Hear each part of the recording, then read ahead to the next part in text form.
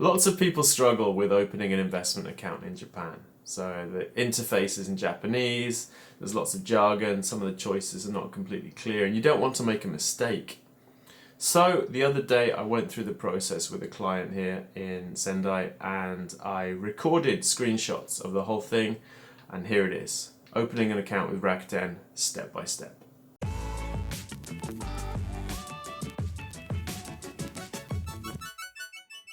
Right, so this is a video I've been wanting to do for a very long time. It's basically a quick walkthrough of the Rakuten sign up process online. So the first thing you're going to go do is you're going to go to the Rakuten website and click on open account. That's a big red button, I think. And then it'll take you to this screen where you put in your email address. And that's the first step in this process. You can see we've got 95% left. So you type in your email address and then press the blue button. And then they'll send you an email with a link. And you can open that link either on your computer or on your smartphone. And in some ways, it's going to be easier to do it on the computer because you've got lots of typing to do. But the smartphone option is easier to upload documents. And it's important to choose which one you're going to do before you start, because if you switch to the smartphone halfway through, you have to re-enter all the data, which is super annoying. So don't do that. Basically, if it's easy for you to take photos of your documents, upload them to your computer and upload them to Rakuten from there, that's fine. Otherwise, it might be better to do this on the smartphone, and you can take photos of the documents using the smartphone camera. Anyway, so we get our email and then we open the email, and then we'll get to this screen, which is choose your nationality. And this is kind of annoying, actually. This is one of the most frustrating things. I actually went through the process with a Japanese client the other day, and it was super easy because she just chose Japan, and there was basically no hassle after that. We're going to choose not Japan. So the right-hand button is nationality that is not Japanese, and let's see what that gets us.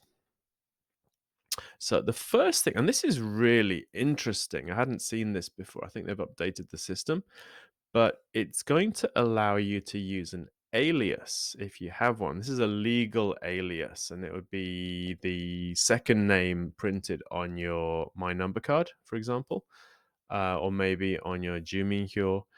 I have an alias, a kanji alias, and I have mine printed on my driving license and my health card as well. But basically, if you have one of those, you have the option to use it for your account, and this actually might be quite useful. So these name buttons here. So the left hand one is your real name, I guess, your passport name, and the right hand one is your alias. And this is what it looks like if you want to put in the alias. So you type in the alias, and then they'll also ask you for your real passport name as well, and you'll have to provide documentary proof of both. So this is what happens if you choose the real name. So you type in your name in Romaji and then in katakana. And then you have to choose your period of stay in Japan. This is either the duration of your visa or the duration of your Zairyu card if you're a permanent resident. And once you've done that, it will ask you to upload documents. So you're going to upload probably a driving license or My Number card or something similar to that. And they want front and back because the back often has changes recorded on them. Now, if you're using an alias, they also want a card or a document that has both your name and your alias. And here it says they want your Zairyu card, which is a bit strange because aliases are not written on Zairyu cards anymore. But a My Number card should do it. Maybe a driving license if you've asked them to put on your alias onto there. And then at the bottom of the computer screen, it says if you want to use a smartphone to upload your documents, use this QR code to log in, but you will have to re-enter the information above, which is kind of annoying. So hopefully you chose the right option at the start. On the smartphone, I took pictures of this because this is what we went through with my client. So you'll be taking photos of the documents using the instructions on screen. It's actually pretty easy, pretty intuitive here. And then we get into the nitty gritty. So these are the kind of questions you're going to get asked as part of opening the account. And the first one is what kind of taxable account you want. So every time you open a securities account, even if it's you planning to use Nisa or iDeCo, the tax advantaged accounts, you'll also open a taxable account alongside them. You don't have to use it, of course. And there are three types of taxable account. And this top one, the default, this is a tax reporting and tax deducting account. And what that means is that the broker will do all the work for you in terms of taxes. So they'll calculate your taxes, they'll pay your taxes on your behalf, and you won't have to do anything. There's no reporting requirement. And this is probably the best option for most people. That's why it's the default on Rakuten. That's why it says Osusume next to it. Now, the other two types, that's a tax calculating account where it calculates your taxes for you, but doesn't pay them. You have to pay them yourself.